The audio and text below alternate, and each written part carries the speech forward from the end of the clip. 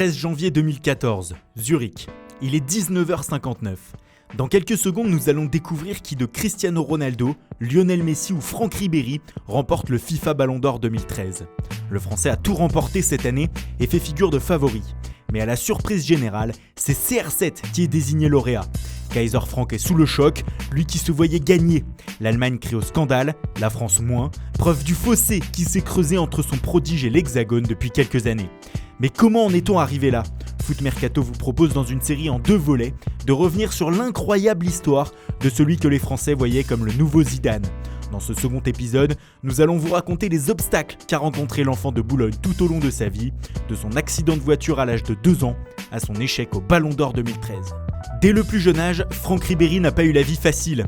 Né dans un milieu modeste, il a toujours dû faire plus que les autres. Surtout, un accident de la route à l'âge de 2 ans va laisser sur son visage des traces ineffaçables. Une cicatrice partant de son front et allant jusqu'à son menton va marquer son visage à cause de 100 points de suture. Le début des moqueries dont le gamin de Boulogne a énormément souffert. La cicatrice, c'est ça qui m'a donné ce caractère, cette force. Parce que quand tu es jeune, quand tu es marqué comme ça, ce n'est pas facile.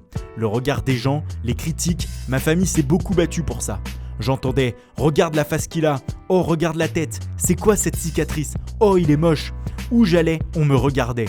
Pas parce que j'étais beau, pas parce que je m'appelais Franck, pas parce que je jouais bien au football, parce que j'avais une cicatrice en fait. Et ça, c'était difficile. Cette cicatrice, Ribéry va en faire une force pour sa progression dans le football. Mais rien ne lui est donné, encore une fois. Viré du centre de formation de Lille, il doit passer par le CFA, le National, et même revenir dans le Nord travailler avec son père avant de véritablement lancer sa carrière à Brest. L'ascension est ensuite fulgurante, Metz, Galatasaray puis l'OM, où sa saison 2005-2006 déclenche la Ribéry Mania. Son niveau de jeu impressionnant et sa fraîcheur devant les médias en font le chouchou de Marseille, puis bientôt de la France entière. Invité surprise de la liste de Raymond Domenech pour la Coupe du Monde 2006 en Allemagne, l'ailier va saisir sa chance et postuler à une place de titulaire pour le mondial, aux côtés de Zinedine Zidane. Il joue sa première rencontre sous le maillot bleu le 27 mai 2006 contre le Mexique en match de préparation au mondial. Ironie du sort, il s'agit du dernier match de Zizou au Stade de France. Titulaire ensuite pour l'ouverture de la compétition, il ouvre son compteur but en 8e de finale contre l'Espagne à la suite d'une formidable chevauchée.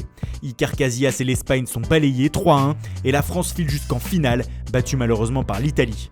À 23 ans, Ribéry est vice-champion du monde et désigné par les médias comme le successeur de Zidane, qui l'adoube. Franck respire la joie de vivre, il ne calcule pas, même dans sa relation avec les anciens. Il est très fort. C'est quelqu'un qui marquera les esprits à chaque fois qu'il sera sur le terrain. Il deviendra quelqu'un d'important dans le foot. Désigné meilleur joueur français de l'année par le magazine France Football en 2007 et 2008, Ribéry devient le leader des Bleus lors de la campagne de qualification à l'Euro 2008. Mais une fois en Autriche et en Suisse, le Bavarois ne peut rien faire pour empêcher l'élimination au premier tour. Surtout que lors du 3e match, il se blesse à la cheville, sortant sur civière. Le début des galères en équipe de France. En effet, souvent blessé, il manque d'automatisme avec ses coéquipiers. Il ne fait d'ailleurs pas partie de l'équipe qui élimine l'Irlande en novembre 2009 et qui se qualifie pour la Coupe du Monde 2010 en Afrique du Sud. Avant ce rendez-vous sur le continent sud-africain, l'image de Ribéry va être écornée, à 2 reprises. En avril 2010, l'affaire Zaya éclate dans les médias. La presse révèle que cette escort girl était le cadeau d'anniversaire du Munichois en 2009. Mais problème, celle-ci était mineure au moment des faits. La star des Bleus est alors placée en garde à vue avant d'être mise en examen au cœur de l'été 2010 avec Karim Benzema. Les 2 hommes seront finalement relaxés dans cette affaire en janvier 2014, mais trop tard, pour l'opinion publique, le mal est fait. Le deuxième fait qui va dégrader encore un peu plus l'image de Kaiser Frank, c'est sa relation avec Yohan Gourcuff. Le nouveau prodige du foot français prend petit à petit la place du nouveau Zidane pour les médias français. Ces derniers rapportent que Ribéry serait jaloux de ce statut et n'intégrerait pas totalement le milieu offensif dans le groupe France. L'ancien sélectionneur Raymond Domenech écrira quelques années plus tard dans un livre « Ribéry n'aime pas Gourcuff, c'est certain. Avant un match contre l'Uruguay, j'ai dit à Gourcuff « Je t'ai confié les clés, à toi de jouer. Le pire, c'est le regard de Franck Ribéry. Je me fais peut-être du cinéma, mais j'ai vu dans ses yeux la haine, le mépris ou la jalousie.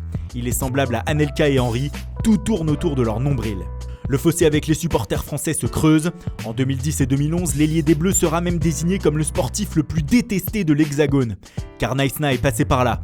Balayés sur le terrain au premier tour du mondial, les joueurs de l'équipe de France, emmenés par Patrice Evra, se ridiculisent en direct à la télévision. Ils refusent de s'entraîner afin de protester contre l'exclusion du groupe de Nicolas Anelka. Franck Ribéry est désigné par les médias comme un des meneurs de cette fronde et de l'épisode le plus sombre de l'histoire des Bleus. Avec Evra, Abidal ou encore Anelka, il fait partie des coupables du fiasco aux yeux de l'opinion publique. Il écope de 3 matchs de suspension de la part de la Fédération française de football. Laurent Blanc ne peut donc pas le convoquer au début de son mandat, mais finit par le faire face aux très bonnes prestations de Ribéry au Bayern. À peine revenu, il demande pardon aux Français, mais ces derniers le sifflent copieusement le 29 mars 2011 lors de son entrée en jeu contre la Croatie. Malgré le désamour, le Bavarois redevient un cadre de l'équipe et le 28 mai 2012, il inscrit son premier but depuis 3 ans en équipe de France. Il n'empêchera cependant pas l'élimination des Bleus en quart de finale de l'Euro 2012, où l'ailier sera un des meilleurs Français de la compétition. Didier Deschamps prend la suite et fait aussi confiance aux Boulonnais. Lors de l'année civile 2012, Ribéry est le meilleur buteur des Bleus avec 4 réalisations. Il ajoute à cela 2 passes décisives primordiales pour Mamadou Sakho en novembre 2013 contre l'Ukraine afin d'envoyer la France à la Coupe du Monde au Brésil. Le Munichois est retenu dans le groupe par Deschamps, mais une blessure au dos lors de la préparation le contraint à déclarer forfait. On ne le reverra plus jamais sous le maillot bleu. En effet, le 13 août 2014, Ribéry annonce sa retraite internationale et s'en prend au staff des Bleus. Quand j'ai eu ce petit problème au dos qui m'a privé du mondial, il y a eu des petites choses qui ne m'ont vraiment pas plu et j'ai senti que je n'avais pas de soutien derrière moi. J'ai aussi senti de la méfiance chez certains. Un lien de confiance s'est cassé. Moi j'ai assumé ma décision, d'autres n'ont pas assumé ce qui avait été décidé. Personne ne devait plus parler sur ma blessure après mon forfait. Certains l'ont fait.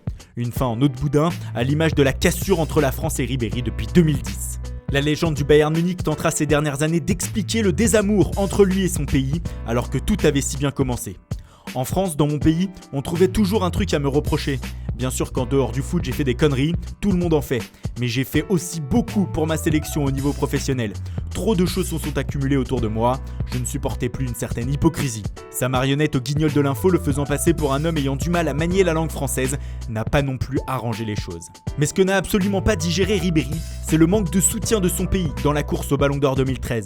À la lutte avec Cristiano Ronaldo et Lionel Messi pour le fameux sésame, le joueur du Bayern Munich ne sent pas l'élan de tout un pays pour qu'il l'obtienne. Contrairement à l'Allemagne, où tous les dirigeants du club bavarois vont se relayer dans les médias afin de le mettre en avant. Sans citer de nom, Kaiser Frank dira « Il y a des coéquipiers et des gens qui pèsent dans le foot français qui n'ont pas été solidaires avec moi. J'ai senti que ces gens n'auraient pas été heureux que je sois Ballon d'Or. » Au moment du verdict, ce 13 janvier 2014 à Zurich, Ribéry accuse le coup. Encore aujourd'hui, il se demande comment il n'a pas pu recevoir le trophée suprême. Il parle même de vol, et on peut le comprendre. En 2013, il gagne avec le Bayern la Bundesliga, la Coupe d'Allemagne, la Ligue des Champions, la Super Coupe d'Europe, la Coupe du Monde des clubs. Il est désigné meilleur joueur européen par l'UEFA et a grandement participé à la qualification des Bleus pour la Coupe du Monde au Brésil. Une année parfaite et donc une très grande frustration pour lui, surtout que, comme il le rappelle, la FIFA avait repoussé les votes de 2 semaines et que les capitaines et les sélectionneurs étaient appelés à donner leur avis. Je me voyais Ballon d'Or, dira-t-il. C'est la vérité.